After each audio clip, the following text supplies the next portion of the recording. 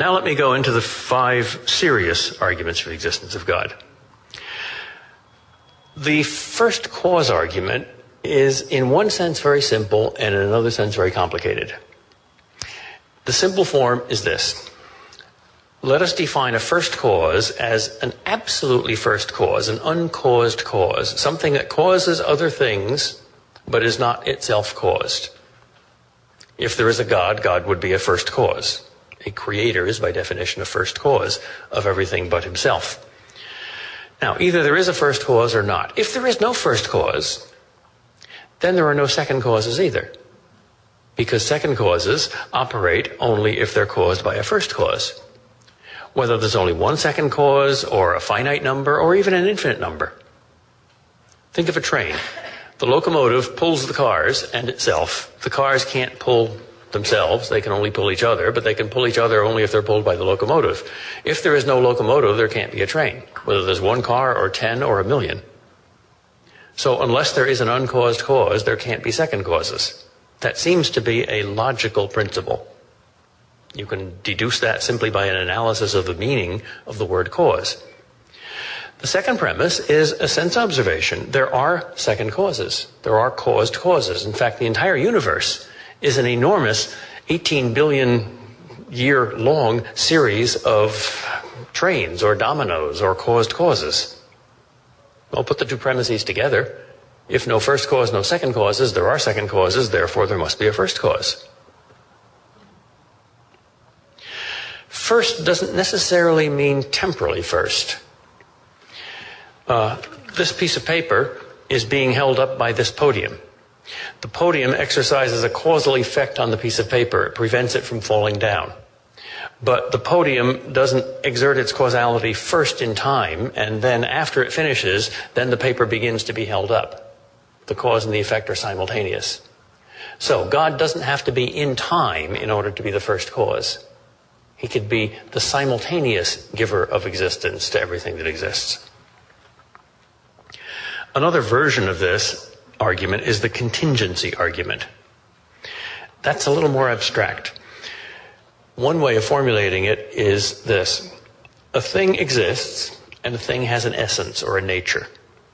I exist, and I have human nature. A horse exists, and it has the nature of a horse. A unicorn does not exist, but it has the nature of a unicorn. Now, nothing exists simply because of its essence. A unicorn has a perfectly good essence, and so does a horse. But a horse happens to exist, and a unicorn doesn't. Because whatever forces brought a horse into existence, but didn't bring a unicorn into existence.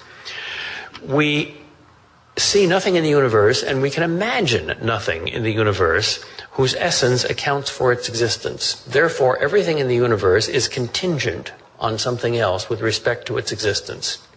Analyze its own inner being, and you'll find this distinction between its essence and its existence. Now, if there is a God, God is not a creature, but the creator. So God does not receive existence from anything else. He is not contingent on some other being for his existence. Nevertheless, he exists. Therefore, he must exist by his own essence, necessarily. Now, is there such a God? Well, if not, then everything in the universe is contingent for its existence on nothing. If you say, but I was given existence by my parents, and they were given existence by my grandparents, and so on, you still haven't accounted for anything, not even my existence. That's like meeting a large iron chain suspended in midair and saying, why in the world doesn't it fall? And you see another link that's holding it. You don't stop there. You say, why are both links held up in the air? And then you look and you see a third link above it.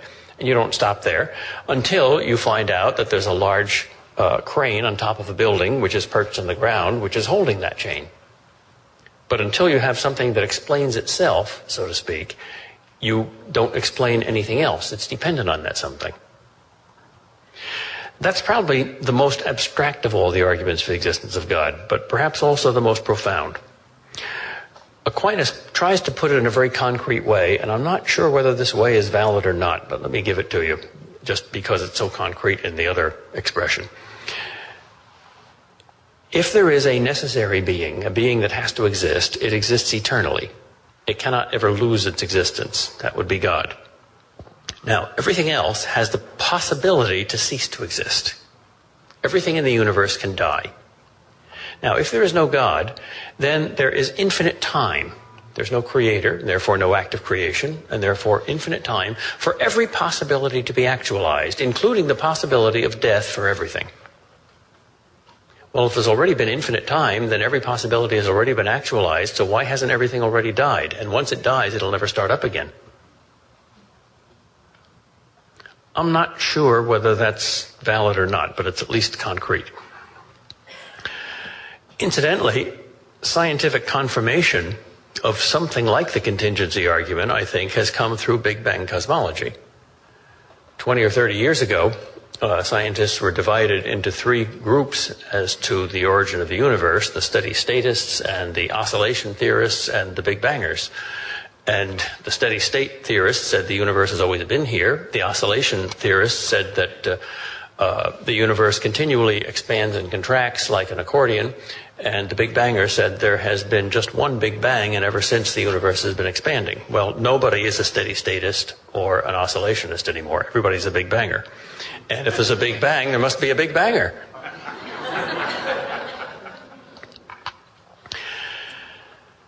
The argument from design is probably the single most popular and comprehensible argument for the existence of God.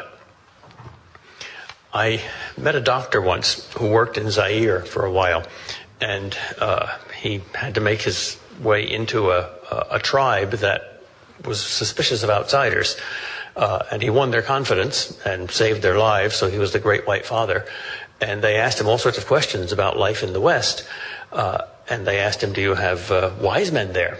They said, yes, we call them philosophers. Oh, what do they believe about the gods? Well, many of them are atheists. What's that? They didn't have a word in their language for that. That means they don't believe in any gods at all. No gods at all? Not one and not many? Not male, not female, not in the earth, not in the sky? Not good, not evil? No gods at all? There are people who believe that? And they buzzed around themselves like bees and said, how can this be? And they finally came up with a solution.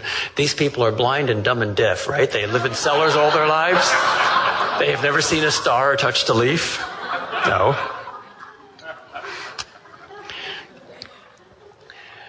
There are many very simple and comprehensible versions of the design argument. If you walk down the street and notice the Empire State Building, you don't say, gee, it just happened. How about that? It just evolved. Even a thing like a watch obviously presupposes a watchmaker. Well, there is much more design in the universe than in a building or in a watch. So by analogy, it seems that the universe requires a universe builder. That analogy may be weak. No analogy in and of itself is an argument. But Aquinas' version of it, I think, works better. He says that when many beings with diverse natures work towards a common end, we can be sure that there is intelligent design behind that. If there's just random motions of the sand on a beach, that's just the wind. But if the motions make a sandcastle, we know that somebody built it.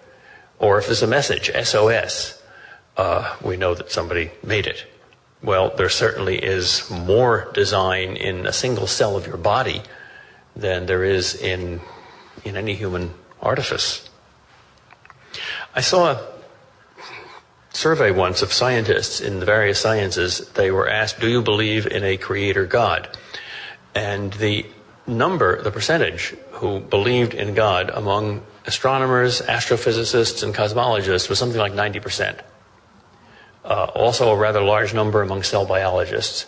And as you get into the human sciences, it decreases until you finally get into psychiatry and sociology, where the percentage is very small. I think that's quite to be expected. The more you get into human undesign, the harder it is to see God. The more you get into natural design, the more you do see God. Many religious believers see evolution and the theory of natural selection as a threat to the design argument. I've never understood that. It seems to me that a God who wanted to play with the universe with a light hand and remain anonymous most of the time and use second causes or